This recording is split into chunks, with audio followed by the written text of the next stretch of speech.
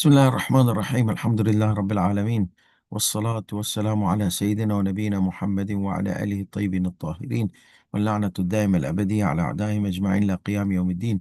رب اشرح لي صدري ويسر لي أمري واحلل عقدة من لساني يفقه قولي. Inshallah, we are going to take the Mina. So, a quick thing, we entered the state of Ihram where? In Makkah. We said labbaik Allahumma labbaik, and we locked ourselves in the ihram for Hajj al-Tamattu, and for those who are doing the first Hajj, they'll say Hajj al-Islam. And then we went to Arafat. That was the first journey, first stop in our journey, Arafat. So first obligation was entering the state of Ihram. Second was journey, which is the Arafat from Dhuhr till sunset on the day of Eid. That was the primary stay. If missed, then after the sunset till the portion of the night of the eve of Eid. And then we moved to Muzdalifah after Arafat, after the Maghrib of ninth.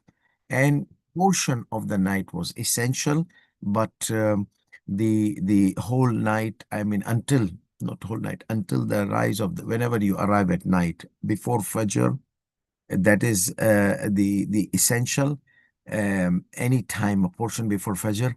And from Fajr till sunrise, till Fajr, from Fajr till sunrise, it was obligatory precaution, say the Sistani, to stay until sunrise. Before sunrise, if you leave, that is, you can refer to someone else, or if you had a necessity. That was a primary stay in Muzdalifah, and the women and elderly and weak ones all are exempt from staying until sunrise. They can leave even before Fajr by staying the essential stay.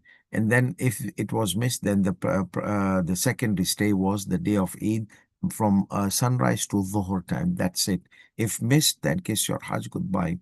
And there were some conditions we mentioned. And then now Muzdalifah, we are entering Mina. So in Mina, there are the three things to do. Number one, the A'mal of Eid, the obligations of day of Eid. Number two, pelting the three pillars of Satan, small, medium, large, on 11th of Dhul Hajj and 12th Dhul Hajj.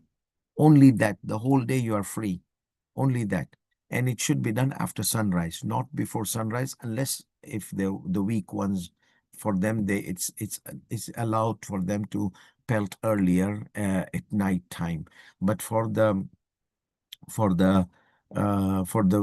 normal people who can do the daytime, even women can do weekend, because after sunrise the crowd is very less. So 11th and 12th, this is the second obligation of Mina. First set of obligation is the three obligations of the day of Eid. Then you have to pelt 2 days, medium, small, small, medium, large, small, medium, large, 7 stones. And then the third obligation of Mina, or the third package of Mina's obligations, are staying 2 nights in Mina, at least one half of the night, like from the sunset to midnight, or from midnight to the sunrise or the dawn. It depends on the marja'ats. So therefore, these are the three things of Mina: day of Eid, 11th and 12th, pelting the stones, pillars, pelting stone to the pillars, 11th and 12th, eve of 11th, eve of 12th, staying in Mina. And then there are Amal Makkah, and the Hajj is completed. So let's try to take today the Amal of some of the Amal of Day of Eid, so that we have a short time today, and we would like to just not take too much of your time. And let's go through some images, so that while I'm explaining the rulings, you have that in your mind, what we are doing. So we had this. Yeah. So this is what I said. The acts of Mina, that means rituals of Day of Eid. In Mina, 3 things: pelting big stone, sacrifice, and exiting, partial exit of the Ihram. Total exit will be after Tawaf al-Nisa. So these are the three things. And then we have the remaining Amal of Mina. Second is stoning the three pillars, small, medium, large, and both days, 11th and 12th al-Hajj. And there are some, in some cases, you have to also pelt on 13th. But normally, if you are done on 12th and you leave Mina, but if you don't leave Mina until Maghrib, you have to spend the third night as well. But most of the people, they leave it easily. I mean, because the Makkah is just, there's a traffic in the car thing. You just walk, because after you've pelted the stone, just you walk like 5, 10 minutes, like even 5 minutes, you are in Makkah after the big stone. So after people, they pelt the stone, they stand there until the Dhuhr time. After Dhuhr time, they move into Makkah. Before Dhuhr, you cannot evacuate Mina after pelting the stone and after Dhuhr. However, you can stay the night in Makkah and you can come like 1 hour before Dhuhr, pelt the stone, stay there, and just move into Makkah.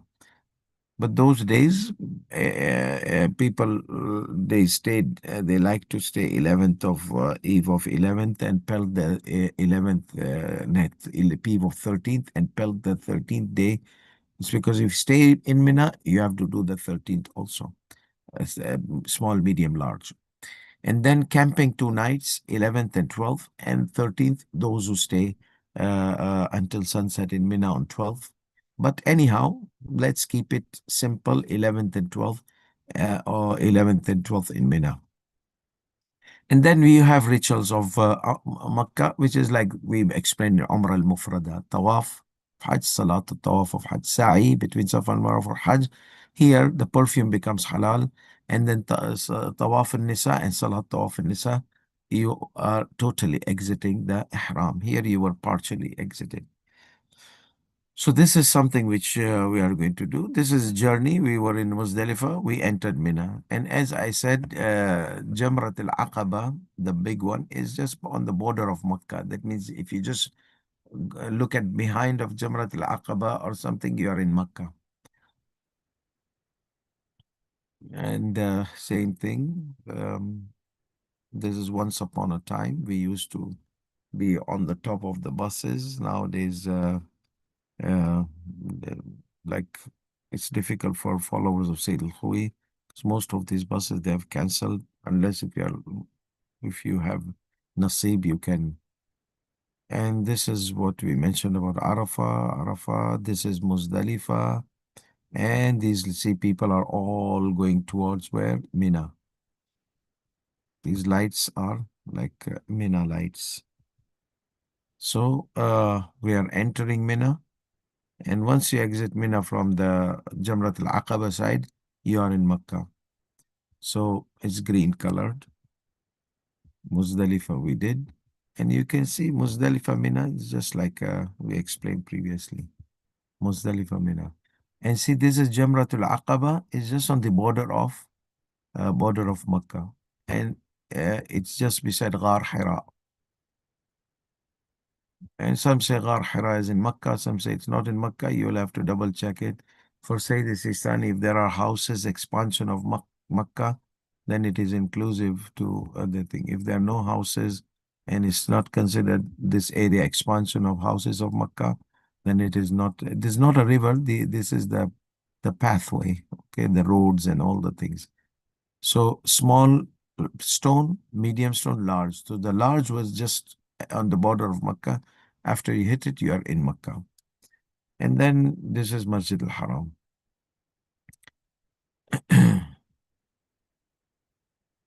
Muzdalifah Mina, this Mina, and once this is the bridge of Jamarat.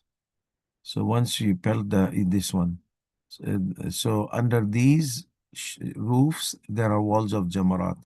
So once you are done here, this is the border of Makkah. You're in Makkah. So getting in Makkah is not a complicated thing. Um, this is all about Muzdalifah. So this is Mina all the way, and then this is Makkah. And you can see the clock tower here. And this is also Mina. This is the Jamarat. And this, you see this colored? This is Jamarat. And once you finish Jamarat, the border of Mina finishes.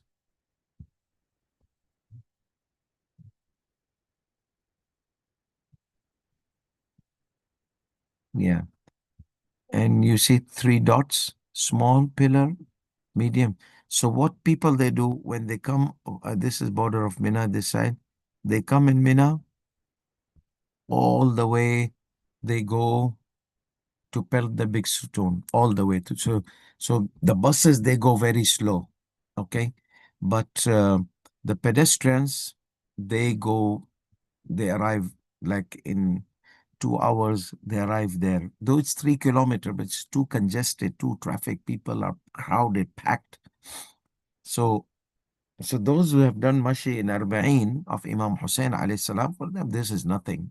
This is a piece of cake or cheesecake or piece of cheesecake, whatever cake. Anyhow, so this is Jamratil Ula, that means first Jamra. Okay, Ula, it is small pillar. And then we have Jamratil Wusta, middle. Wasat means middle, okay, which is the second pillar. And Jamratil Aqaba, this is the big one. And once you, behind this is the border of Makkah. So on the 12th, if you are here, you pelt the stones, you are staying here, chit-chatting with your friends. Once Adhan al-Dhuhr happens, people, they move and they are in Makkah. So this is, so now, in the slaughterhouse, don't ask me about the slaughterhouse. Sometimes it's here, sometimes it's Muzdalifah. So, and that's a big issue we are going to discuss about it. That's why some Maraja, they said you can just slaughter in your hometown, call them, please slaughter my goat. But majority of the Maraja, they said if you cannot do in, you can do as close as possible to Mina, because it has to be in Mina. If not in Mina, at least somewhere close to Mina. You see, this slaughterhouse is out of Mina. It's it's in a Muzdalifah area. Okay. And it needs to be in Mina. Now, if you are going to sneak peek, take your goat and bring in Mina, they will catch you. Okay. So many times people, they like to do, not just the Shia, many Sunnis, they like to do that. And as you said, that Agha Sistani says, no, you don't get against the law of the to regulate the things. Because this whole area is packed with Hujjaj.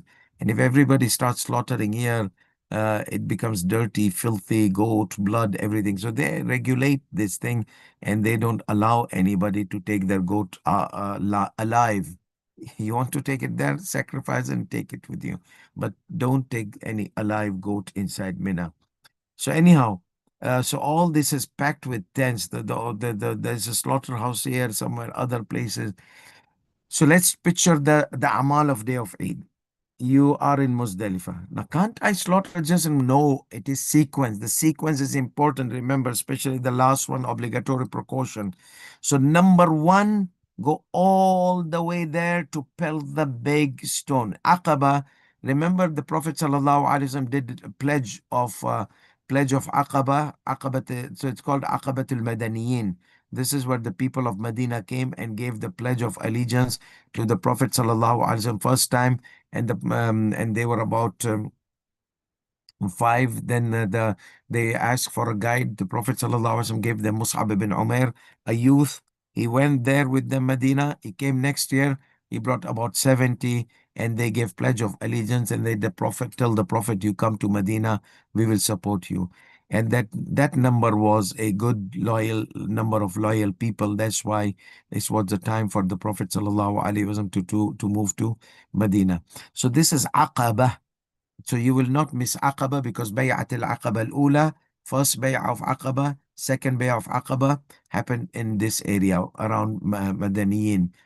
This area is called Aqabat al-Madaniyin. And then, so first thing, what do you do? All the way we are entering Mina, we pelt the big stone. Then we go to the slaughterhouse. Then we come in Mina, wherever your tents are, here, here, here. You shave your head or do taqsir. For women, there's taqsir, shaving the head. And if you are not the first timer, you can just do taqsir. and get away with it. If you have Versace hair or fancy hair or Kapuria hair, whatever type of hairstyle I have. So you have to let it go there. But if you're a second timer, you can get away with it. But taqsir. So, um, so this is the amal of Mina. However, now most of our caravans, what do? They take power of attorney. They take your money for the goat and they go party. No, they go and buy the goats. Okay. Now remember, one of the wajibat is you have to eat from it. So that means you want your goat. So, but if it is difficult to bring, then you have to pay some amount to the poor in as a substitute because you are not able to carry a big goat and bring it on your shoulder like the Flintstone. They hit their wife with the club and they carry their wife. So this is not going to work like that here.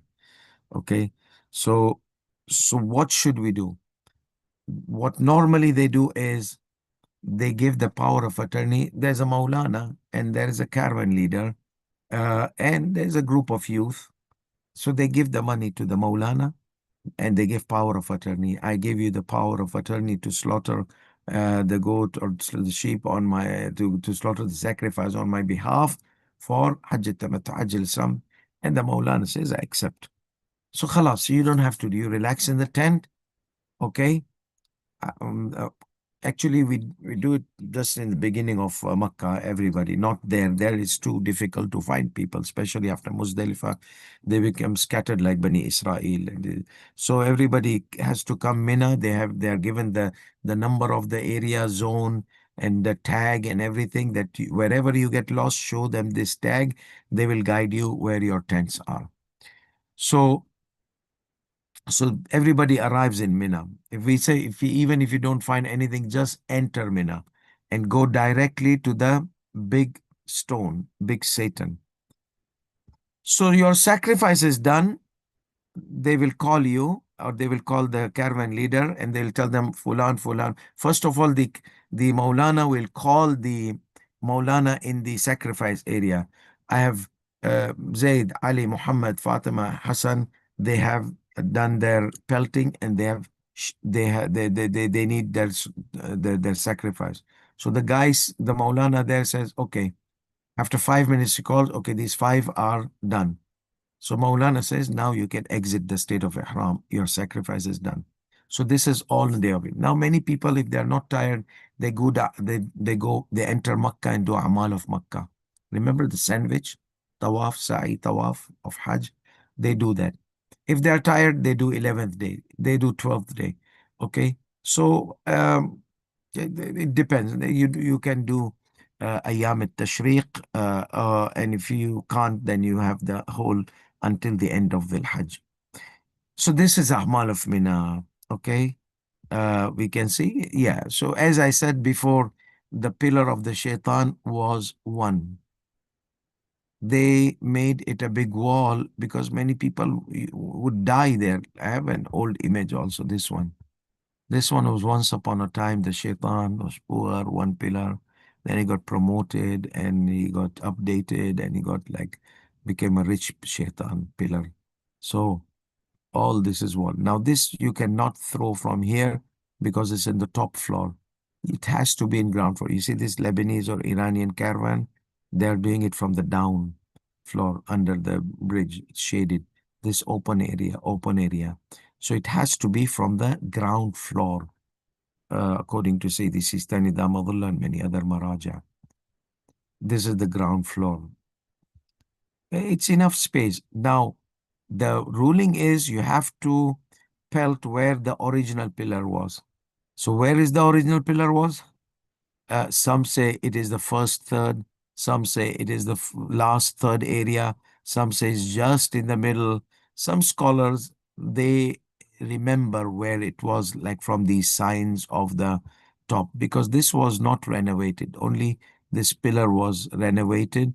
And so these areas, some of them they note from the pillars of the bridge.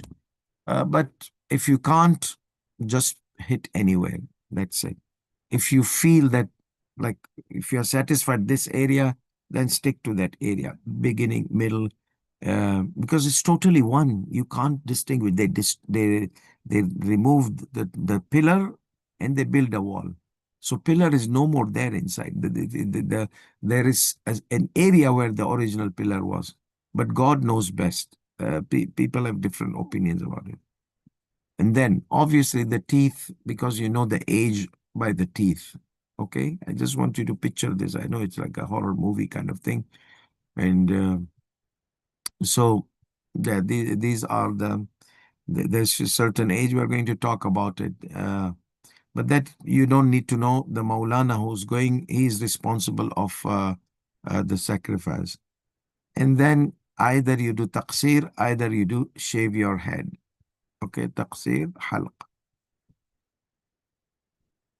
And eve of Mina, staying 2 nights, eve of 11th and eve of 12th. Remember, once upon a time I told you that my teacher said, oh, this area is not in Mina. The sign of Mina is just on the top of our tent. So we had to move here. And these people, they were enjoying their sleep because they had already occupied and there's no space. You have to squeeze yourself inside. Okay. And just be tolerant about whatever gases happens at night because it's just side by side people are sleeping. And so we decided to stay outside of the tent, okay, and sit together. Some they did dhikr, some they were chatting. There's no wajib except to stay there. And some say the philosophy is that you are the guest of here because you sacrifice. You ate from your sacrifice. You have to eat from your sacrifice. So Allah is telling you, I'm inviting. You gave me the goat, I will feed you this goat. God, we gave you. Yes, I'm giving it back to you. Eat, enjoy. Because you don't have any food. So I make sure that you have your food here. So it's not only for the poor, it is also for yourself to eat. So it's like sleeping over in at night in the presence of the house of God or in the presence of Allah subhanahu wa ta'ala's hospitality, because Allah is everywhere. And this is another image of small. This is the 11th and 12th. Small, medium, large, 3. And it choose to be sequenced, small first, then medium, then large. Then people go in Makkah. After this, they go in Makkah and they rest in their hotel. And this is the sandwich. Tawaf of Hajj, Salat Tawaf of Hajj. Sa'i between Safa and Marwa, Tawaf al-Nisa, Salat Tawaf al-Nisa. And again, and there you go. So this is something which will give you the idea about the manasik al-Hajj, which are left. And in the book of law, if you're following with us on the website of Sayyidi Sistani, Damadallah, as I said in English, there are issues in translation. So I just stick to the Arabic text and just translate word by word instantly. Um, so, so we have pelting the big shaitan. See, Mina wajibat.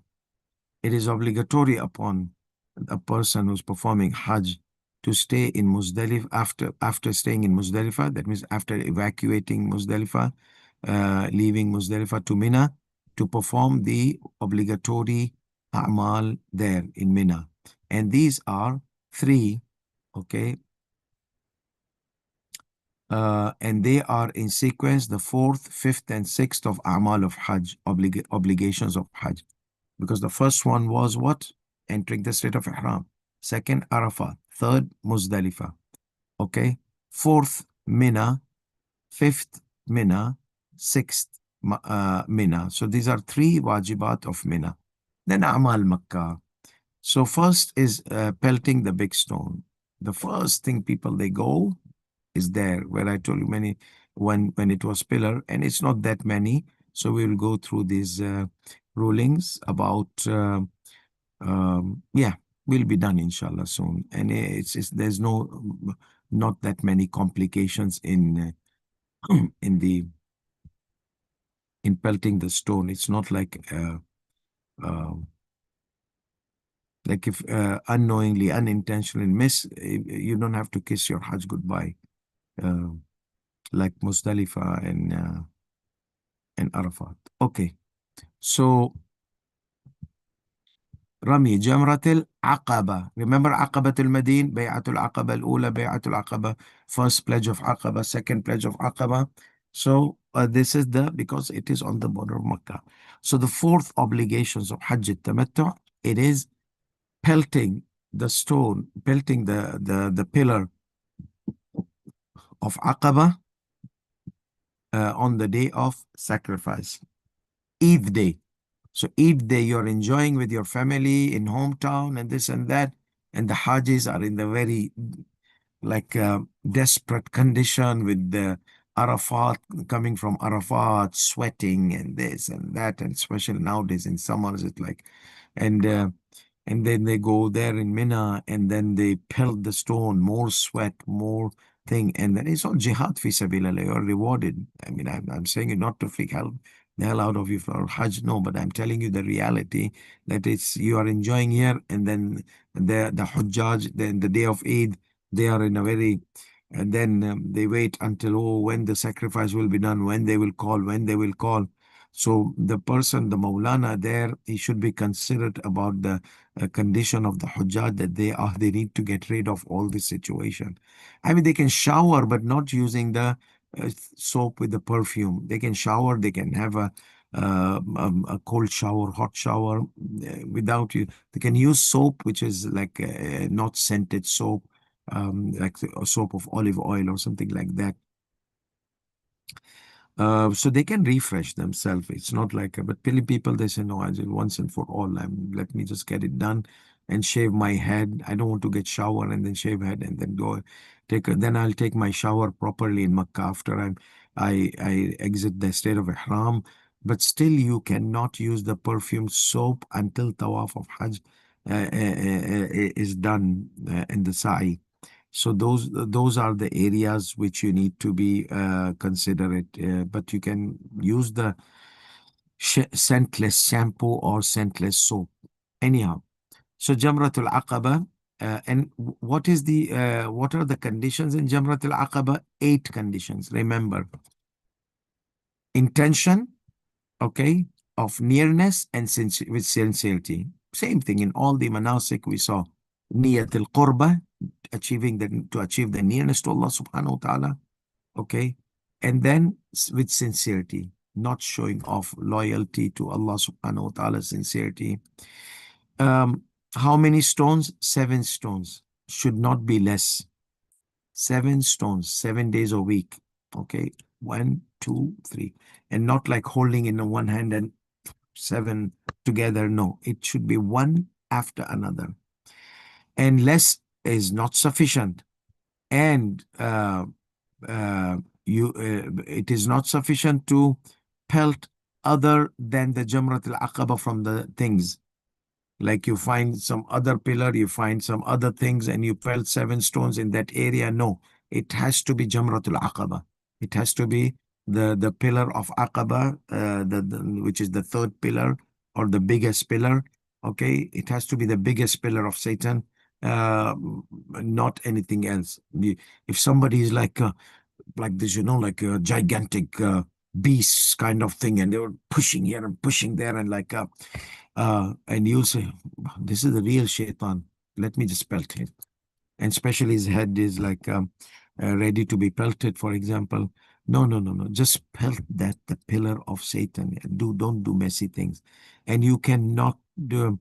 um so the thing is this غيرها, it can refer to Jamra, but most clearly it indicates what normally the unaware people they do. What they do, they have this anger on the shaitan. So they throw boxes, they throw slippers, they throw. Now things have changed, but when we were kid, I used to see somebody on the top of that pillar and beating the hell out of the Baba. This is not the shaitan. Shaitan is inside you. So when he says that. أن يكون الرمي بسبع حصيات. That means the pelting should be with 7 stones. So when people they read this and it is not sufficient with less than 7, that's number one. So 7 stones. So can somebody beat the no? So كما لا يجزي رمي غيرها من الأجسام, other than this is not the head of a guy or a pillar and this and that, as people can understand this sentence. Okay, غير الجمرة. No, غيرها refers to the حصيات. So, and you cannot pelt other than the stones, because there are people they do. Once, I mean, you need to be careful. Maybe a box, metal box can of oil, empty can of oil comes sometime, and you have to be ready to be dodged, or a slipper comes all the way flying, and you have to. That's once upon a time, but now I think the awareness is sufficient. You cannot even come close to the pillar of the shaitan. There's a gap between you, the wall of the boundary and the shaitan. But before, it was easy to just climb on the pillars. And there was like one gigantic lady coming from Egypt, and he was like telling us, Iblis fain, Iblis fain. Where's this Iblis? The هو اللي فرق بيني وبين جوزي. He's the one. He has separated me from me and my husband, separated me from my husband. Okay. And we said, bless that stone. It's not even she's going to destroy the stone. She's going to like wham the stone, something like that, the pillar. So therefore, people they were like sometimes coming very angry, and they will ask us, "Where's the Satan? Where's the Satan?" But it's not Satan. It's just a symbolic pillar. You see, the Satan is inside our hearts, inside our nafs al ammara bisu. That's where we need to focus and just do the thing the way the Prophet sallallahu alaihi wasallam did with. So as it is not sufficient, let's say you said, "No, I am going to beat the hell out of Shaitan. I'm going to bring 7 slippers, 7 good that slippers with heels, okay, or shoes with heels or whatever." No, don't slipper, okay. Uh, 'Cause I saw it with my eyes. That's why I'm giving you example of slipper. Like somebody who messes up, the mothers they pick up the slipper and they throw on them. So condition number one, sincerity and nearness to Allah subhanahu wa ta'ala in your intention. Number two, 7 stones, not less, and not any other thing than the 7. Number three, the stones should be pelt. 7 stones should be pelt or thrown or casted on the pillar one after another. You cannot throw two stones or more than all 7 in one. No, one after another, one by one. Number 4, you need to make sure that it reaches the stone. Before, it was a bit difficult, to so many stones coming. And once you throw your stone, you need to focus your eye on your stone. You need to make sure that the stone reaches.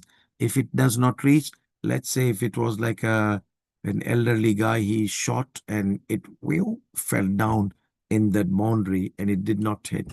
So, or not elderly, even young, some elderly are more stronger than young guys. So like, it falls down in the boundary. No, put your strength and just shoot it properly. Yeah, so it needs to be like hitting there, and you can hear the sound, subhanallah. If you focus, you can see your stone went all the way there. It Even if you miss the stone, as long as you know that your throw is a far throw, finish. You are satisfied that it must have hit. But if you know that your throws are not far, then so if you're a beastie guy, and you know that your throw will just pierce the pillar. But if you're a misty guy and you don't like, make sure that you make sure that your eyes are on your stone and see where it goes. So to yeah, whatever does not reach will not be counted. Number 5, the the stone should go directly. It's not that you threw a stone from far. Okay, some people they're far and mashallah, they're a good throwers. Okay, so so you threw a stone, your stone was going to fall on somebody else, and the guy saw the stone and he dodged the stone like playing soccer game. You see? So if there was a nice, excellent soccerer there or a goal maker, and he saw your stone coming, and he, my stone is coming, please help. He hit it with his head. Okay, and then it goes spelled. No, it should be hit directly. It should not hit with something and then it bounces back from there. So the number five, the stone should reach because of number four, the stone should reach because of pelting. Uh, let's say somebody was very soft, like animal lovers, and nowadays, if you like want to wham a roach or cockroach or an ant or something, you just want to slam and wham and kill it. No, no, wait. They will pick it softly and they will take it out and keep it out softly, like some of those hyperbolic Irfani people or maybe normal Irfani people. They no, don't kill it. Or insect. Let's pick it up and put it. Now, many people they do. They have mercy and passion towards animals. So like that, somebody says, no. Why to hit the shaitan? He comes and he brings a stone. He puts it on the pillar. One, two, three, four. Nah, hit it. So it needs to be hit. Okay. So number five, the dodging is coming. Number five is no. It needs to be hit. It needs to reach the pillar as a hit, not as placing on it. It is not sufficient to place on it.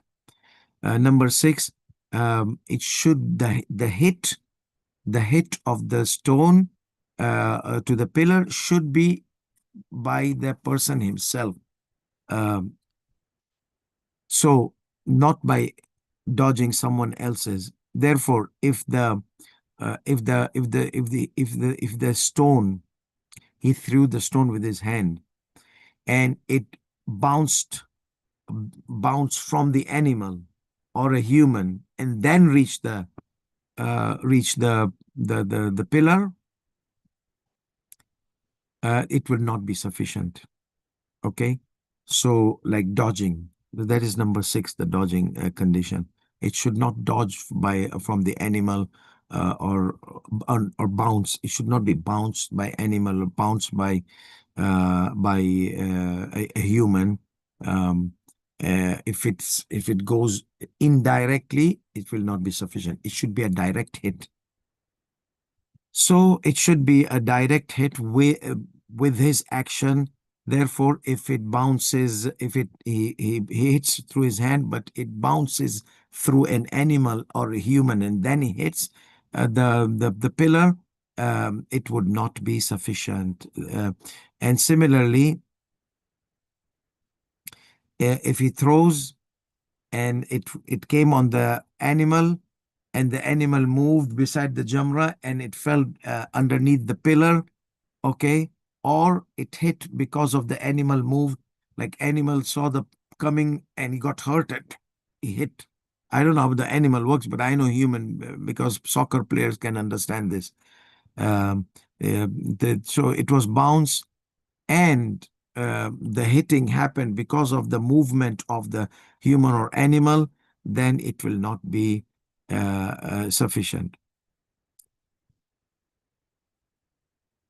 Yes, if the stone comes, if the stone was thrown, okay, and while going to like this is the head of a guy, okay, let's say this is the head of a guy.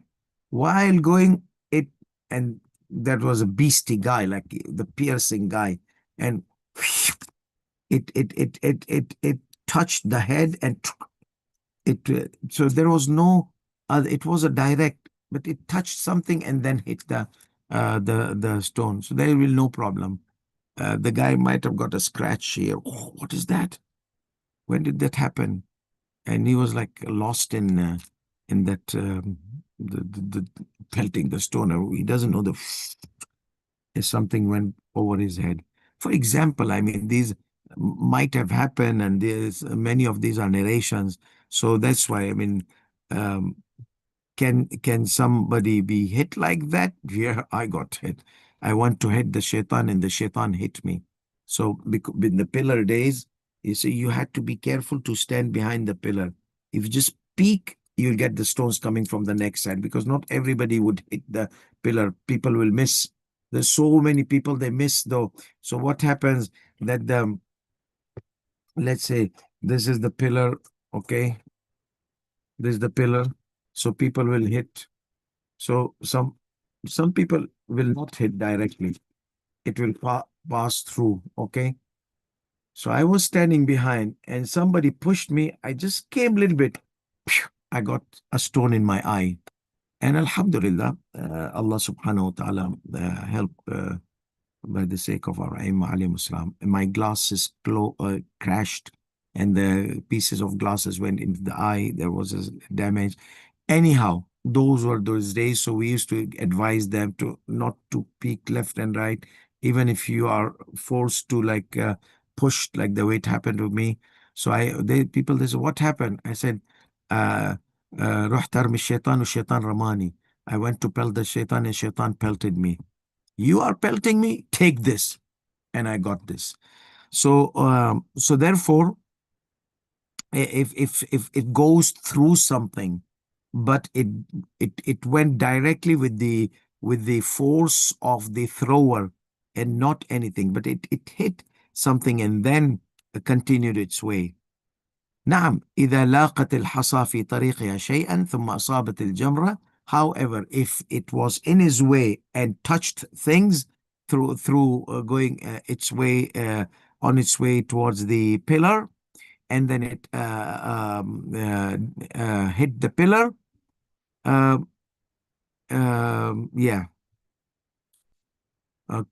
كما لو وقعت على أرض صلبة فطفرت فأصابتها فالظاهر الإجزاء.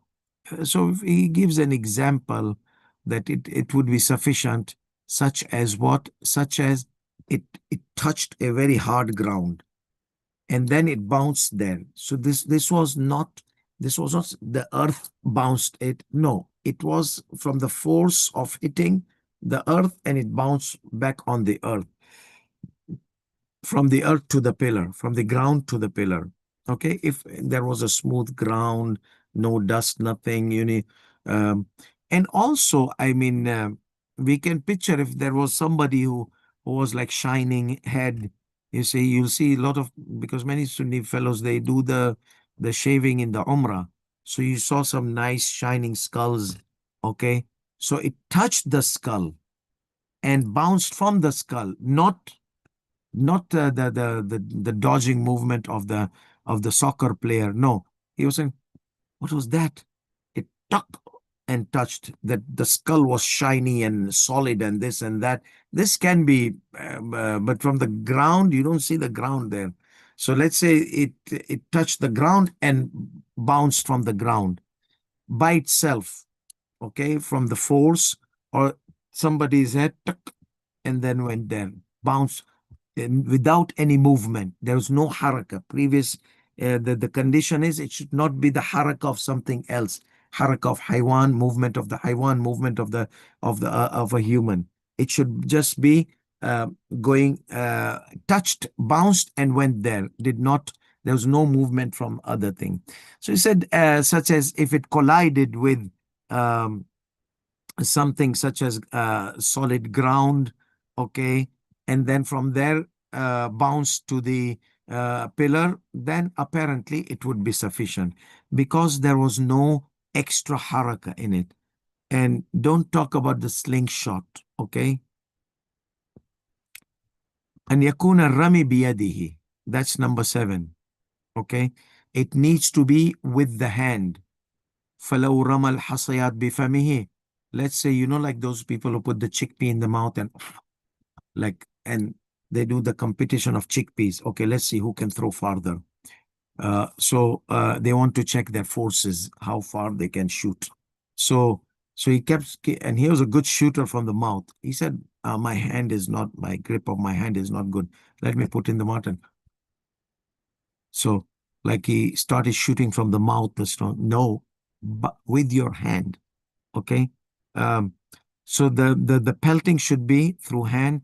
Therefore, if he threw using his mouth or his foot, like soccer guy, he said, no, I'd better like shoot the with my foot, shoot of the foot. Uh, and not even by any tool such as a slingshot on the basis of obligatory precaution. Oh, so that means there's a room for slingshot. Okay, because slingshot is with the hand. So you're using your hand, but you can not use those baby guns or the children's guns because oh, I'm going to shoot target properly, and you choose the stones with the side of the size of the bullets. Okay, no, but here he says al miqla', like the slingshot. The slingshot you are actually using your hand. He says all the base obligatory precaution avoid because it's not just your hand; it's something with your hand. Maybe some marja allows it. And yakun al-rami, and this is very important. The pelting should be between the sunrise and the sunset, the daytime. For those weak ones and this and that, if the crowd was heavy and it would be harmful for them, then the exempt ones, they can do it at night, before the day. So when we say at night, that means eve of 11th, eve of 12th, like the way eve of Eid. Remember those who evacuated Muzdalifah, and they can do at night.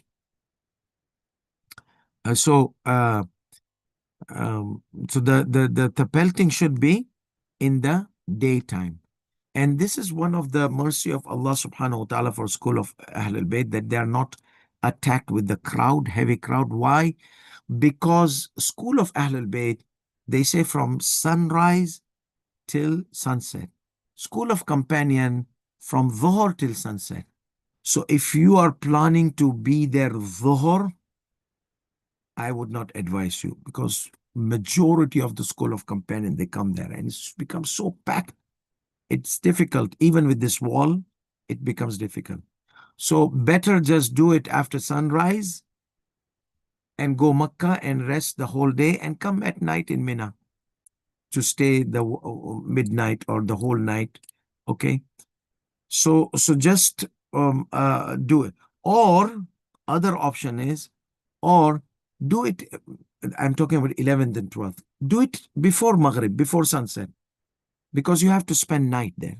So you are in Makkah the whole day, and then you come before sunset in Mina, pelt the stone, and just go to your tents. Okay, wherever they are located, as long as they are not located in Muzdalifah. So here's the thing, that number 7, it should be number 8, it should be between the sunrise and sunset. The school of companion on 11th and 12th, they have from noon till sunset. Though some of them, they changed the fatwa because of so many people died and this and that. They fall from the bridge, so much crowd and push. People literally, you see, falling from the bridge, not because of the zone inside. No, there are death there as well. But most of the death are that because of the crowd and claustrophobic, they step on the wall, the fence of the bridge, and a push comes and whoopsie daisy is down, and they die, many of them. Obviously, it's now that 2 or 3 floors of Jamara, ground floor, first floor, second floor. I don't know if there's third floor or not, but anyhow, it's very dangerous. But school of Ahlul Bayt, they have to do down, and they have to do it between sunrise and sunset. So either you do before the noon time, finish it off, or either you do it after before the Maghrib. You have an option of 11, 12. But Jamrat al-Aqaba, the whole Muslim attacks Jamrat al-Aqaba, the day of Eid. The day of Eid, once you are there, you pelt the stone, sacrifice, exit the ihram. So he says that, and it is sufficient for, so the pelting should be from the sunrise till the sunset. And it is sufficient for women and all those who are given permission to evacuate Muzdalifah or leave Muzdalifah at night, that they can pelt eve of Eid. So they don't have to go into that heavy crowd where everyone goes there. Ruling number 377. If you doubt that did I hit or not, he was a weak hitter. Okay, he was not a beast. So therefore, uh, so he doubts. I pelted, but I don't know. It went down like or like it hit. So what should he do? Obviously, you'll consider not hit. It's the sahab. You're never in a hitting position. You hit, you doubt. Yaqinan, there was no hit. So you doubt, was your hit initiated or not? No, you will not. Unless if the doubt happens after you leave the jamra, leave the stone area, Jamrat al-Aqaba, you left. Did I hit or not? Did it? I know I threw, but did it hit? That means this is qa'idat al-tajawuz. The rule of tajawuz. Remember, we said if you did the wajib, but you doubt in the validity of the wajib after leaving the place, we'll consider it okay. Such as كما إذا شك بعد الذبح. After the sacrifice, I hit, but did I hit or not? Khalas, you sacrifice. They left the place where you can correct your wajib. Or shaving of the head, al-halq. أو بعد دخول الليل. Or after the entrance of the night. Many times, if you doubt, just hit extra. If you will hit like a few extra, you'll not go to Jahannam. But make sure that you hit. Don't leave with doubt. Oh no, I'm afraid. Some people, they have. I'm afraid if I increase one, like tawaf, one round extra, I have a problem. No. Not everything has the rule of tawaf. Oh, I'll have to have they hit more 7 and this and that. No. Just do a few extra just to feel that you have done. Okay, this was about the hitting. The conditions of the stone. Okay, the stone should be from the haram. Remember haram area? Haram area is Makkah, Mina, Muzdalifah. But for Sayyidi Sistani Damadullah says not Masjid al-Haram. The stone should not be from inside the Masjid al-Haram around the Kaaba or Masjid al-Khif. Why, Sayyidina? Because when they renovate time to time and the stones are there, they are from out of Mina, out of Muzdalifah. Okay, so it's not sure that these are stones inside Mina. Masjid al-Khif is in Mina, that the Mina Masjid was built, and there are stones and remnants and remainder of the building construction. So we don't know this is from out of the Haram or not. So Masjid al-Haram, no. Masjid al-Khif, no. And some other maraja, they might differ here. So any place, Makkah, Mina, Muzdalifah, best is Muzdalifah. Well, afdal, best is Muzdalifah. Okay, not wajib, like those ladies, elderly, who did revolution upon me. Okay, because I deprived them from this wajib. It was not wajib, it's mustahab from Muzdalifah. You can take it from Makkah, you can take it from Mina. Okay, but not from Mina, from inside that Jamara area. It should be virgin. It should not be used. Okay, which is number 2. So al-afdal akhdaha min al-mash'ar. The best is to take it from the mash'ar. And so it should be from the haram. Haram means Muzdalifah, Mina, Makkah, but not from Masjid al-Haram, not from Masjid al-Khif in Mina. And the best is Muzdalifah. Second, it should be virgin on the basis of obligatory precaution. Okay? أن تكون أبكارا. بكر يعني virgin. Not used before. بمعنى, that means it should not be used in pelting before. That means you're out of stone. Oh, I'm out. Oh, but there's so many stones there. Let me go inside and collect. Before it used to, like but now the fence has a hole. So make sure that you don't go inside the hole and be wherever the stones are gathered. Then they take the stones and collect them and either put them back to Muzdalifah, God knows best, or either use them in construction. Because like they don't have to bring cranes and collect the stones and pebbles to for the graveling of the streets and this and that. So Hujjaj are doing favor. It's a genius thing that all the stones which are pelted now are collected and they are used for certain things. So it's called recycling. So therefore, مستعملة قبل في الرمي. It should not be used for rami before. That means you cannot pick up stones from the inside that area which was even outside. Maybe some stone bounced and came outside of the fence of the pillar. Okay, now this is wajib. These mustahabbat, if you're able to find, not able to, don't bother yourself. وَيُسْتَحَب, it is recommended that they are colored. That means not one color. There are some black spots, this spots, that spot, you see. So they have some coloration, not one color. وَمُنَقَّطَ, dotted. وَرَخْوَ, and soft, not very hard. So, and remember, not clay. Many times people, they bring stones. I just squeeze like that. It's clay. It needs to be a stone. Rakhwa means easily breakable. Okay? You can break them easily. So they take this big stone and they break them down. So that means they are not hard stones. They are soft stones. But they are stones, not clay. And the size, it's recommended to be the size of the digit of the index finger. Okay? Not like stone, like, oh, you shaitan, you brought hell in my life, and or like some unaware people might do it. They think this is shaitan. So just be considerate about human being around there, because these big things might injure somebody's head or something like that. Especially you're hitting from far away and it goes to the shaitan, and then whoopsie daisy falls on somebody's skull. And there you are causing harm to other guests of Allah subhanahu wa ta'ala. وَأَنْ يَكُونَ الرَّامِي رَاجِلًا, standing, okay, like not sitting. وَعَلَى طَهَارَ, purification. These are mustahabbat, but if somebody was in a wheelchair, or even if somebody was not, but this is mustahab to pelt or throw the stones while standing and during the state of purification. Ruling number 379.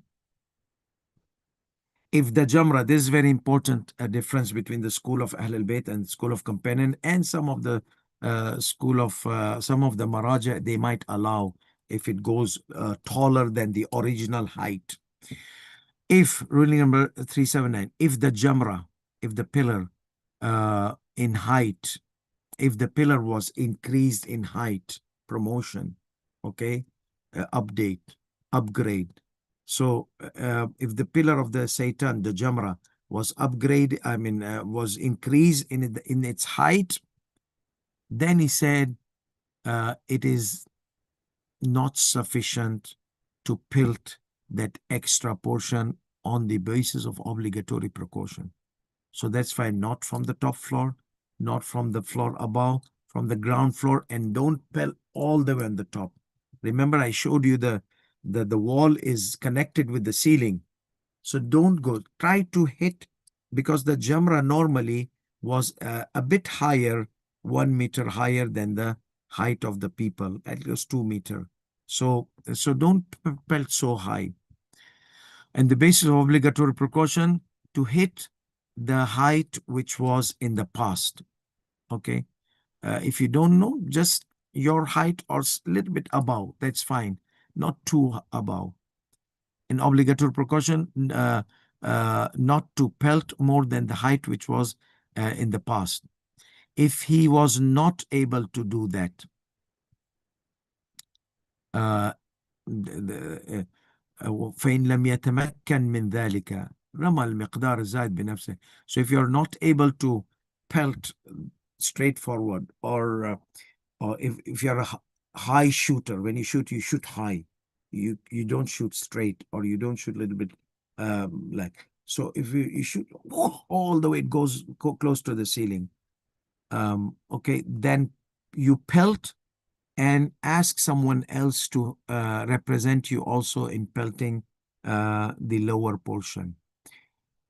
So if a person was not able to pelt, if he was not able to pelt the lower area from the increased one, then he can pelt the increased area portion of the pillar, and also delegate someone else to represent him to to pelt the original area, or the area which is lower. And in this case, there is no difference in it, regardless of such person who pelted, uh, uh, who pelted knowingly or unknowingly or out of forgetfulness. He knew the original, but he forgot, or he did not know the original, or he knew the original but deliberately he hit the top area. Okay, so لحظة وجوبا أن يرمي المقدار الذي كان سابقا, to hit the فإن لم يتمكن, if he was not able to, then he hits by himself whatever he can hit, even a bit top. But if he hits top, then he needs to appoint a representative to hit the original area on his behalf. And there is no difference between the one who does it knowingly or unknowingly. Ruling number 80, 380. Yeah, this is also important. If someone was not able to hit the day of Eid due to some circumstances, or out of forgetfulness, unknowing the hukum that he has to pelt the day of Eid, or any other thing, he did not know that he has to pelt, or he has to pelt the day of Eid, or he was not able to find where the pillar is because of the crowd, and he went like left and right or wherever. And I know someone who kept looking for Jamrat al-Aqaba got lost in those days where there are no proper signs and directions. So we kept looking for him, and he's the only one left, and we need to sacrifice his goat. We need to know that he pelted. And he came 1 hour before Maghrib, you see, or something like that. Did you pelt? He said, yeah, I finally found the Jamrat al-Aqaba. And then I don't know where, and they came, poor guy was really exhausted. So more reward. So therefore, the Sheikh said, now we'll go to the slaughterhouse, it will become sunset.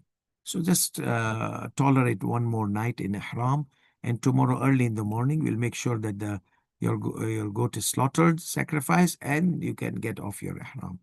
So therefore, if for any reason someone was not able to pelt on the day of Eid, the big Satan big pillar of the Satan, Jamrat al-Aqaba, due to any encounters such as forgetting, such as unknowing the ruling, or any other things beside these two, then he should pelt whenever the excuse is removed, or whenever he's relieved from that excuse, even if it was in the end of the night. Okay. ولو كان ارتفاعه في الليل. Okay, no. So here, because at night he cannot, those only excused ones they can. Okay. So for a normal person, if the excuse was relieved, he was relieved from his excuse, or the excuse was away at night, then he should pelt the next day, because the time is from sunrise to sunset. The sun is set now. However, if he was from one of those who are permitted to pelt at night, okay, then he can pelt at night. إذا لم يكن ممن رخص له الرمي ليلا.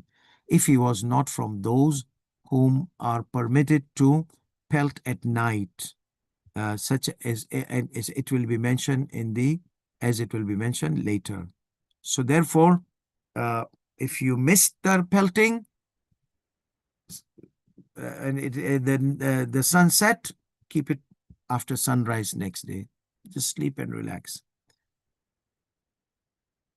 And والظاهر apparently وجوب التدارك عند ارتفاع العارض. One should once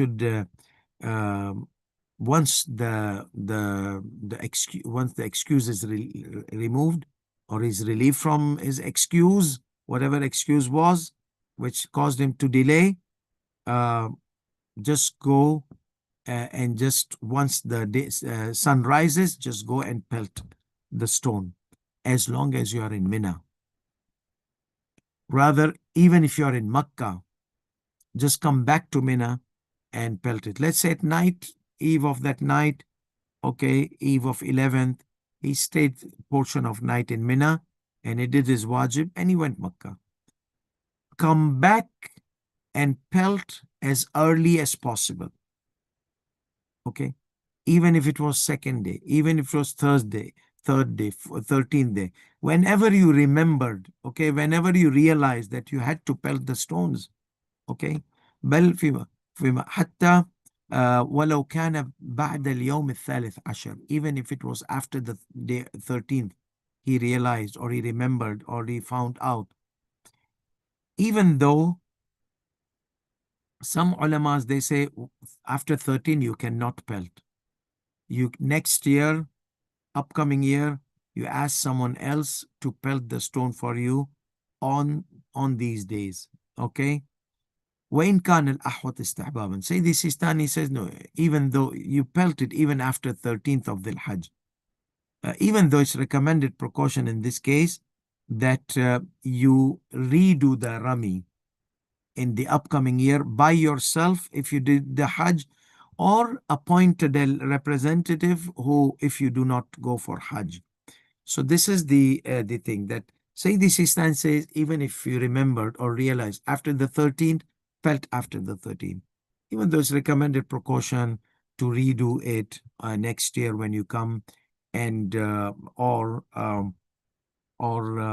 appoint someone to pelt stones for you um, on the days which were missed. وما إذا ارتفع العارض بعد خروجه من مكة. What if the excuse was relieved after exiting Makkah, after you are done tawaf and everything and sacrifice and everything was done, but the pelting of the stone was not done due to certain excuse you had, either forgetfulness, either unaware of the hukum, either ruling, then does he have to come back? Like we said in the case of tawaf, you have to come back, sa'i, you have to come back. He says no, فلا يجب عليه الرجوع. He doesn't have to come back. Bel, rather, he pelts the stones in upcoming year by himself, or by a representative, by appointing a representative as a recommended precaution. So ruling number 381, if someone does not pelt the stone on the day of Eid out of forgetfulness or unaware, later he realized or remembered, because he did not know, he knew, he forgot, he remembered, after performing the tawaf.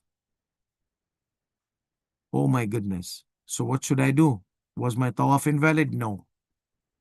After the tawaf, go pelt the stones. And you don't have to redo the tawaf. Okay?